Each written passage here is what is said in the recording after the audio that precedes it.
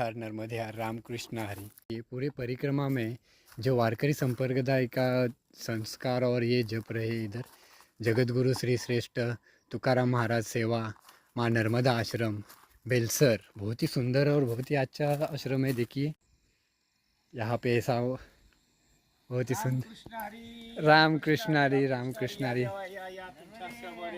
नर्मदे हर नर्मदे हर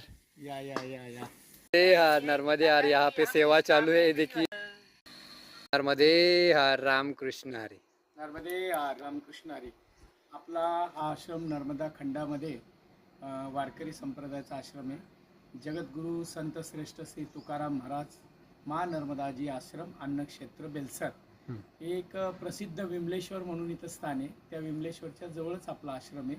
आपण या आश्रमामध्ये आता काय उद्दिष्ट करणार आहे, जगद्गुरू तुकोबारायांच्या नावाने पूर्ण नर्मदा खंडमध्ये वारकरी संप्रदायाचा आश्रम नाही आहे आणि आहेत ते महाराष्ट्रीयन लोकांचे स्वतःच्या नावाने, परंतु हे जगद्गुरू तुकोबारायांच्या नावाने आपण आश्रम सुरू केलेला आहे। या आश्रमामध्ये आपलं एक उद्दिष्ट आहे की पूर्ण नर्मदा खंडमध्ये माझ्या तुकोबाचं, ज्ञानोबाचं आणि विठ्ठलाचा प्रसार नाही आहे। तर आपण ह्या समोरच्या टेकडीवरती जर पाहिलं तिथं लाल झेंडा दिसतोय, त्या टेकडीवरती आपण 51 फुटाची पांडुरंगाची मूर्ती करतोय।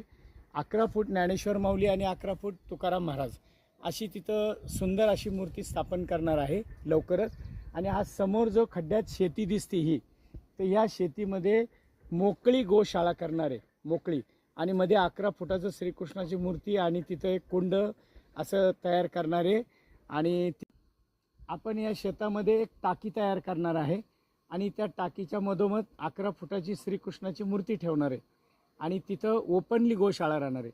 पुढची जी समोरची छोटी टेकडी दिसते त्या टेकडीवरती 11 नक्षत्र, 27 नक्षत्र आणि 12 राशी आणि 9 ग्रह असं तिथं करणार आहे। तिथं 9 आपण संतकुटी करणार आहे, 9 संतकुटी करणार आहे तिथं।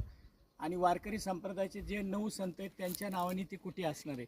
आणि त्याच्या शेजारी ही जी दाट झाडी दिसते तुम्हाला, ह्या झाडीमध्ये 9 औदुंबर स्वयंभू प्रगट आहेत, 9 औदुंबर स्वयंभू प्रगट आहे। आणि तिथे एक कुंड निर्माण आहे। असं कुंड आणि 9 औदुंबर असं शक्यतो कुठं पाहायला मिळत नाही। अशा प्रकारे हे सगळे, आणि इथेच पाठीमागं जर तुम्ही गेले तर पाठीमागच्या बाजूला आपण इकडं या बाजूला आपण जर पाठीमागच्या बाजूला गेलो तर इकडे आपण ते झेंड्याच्या पुढे त्या तिथे आपण मेडिटेशन सेंटर वगैरे करणार आहोत।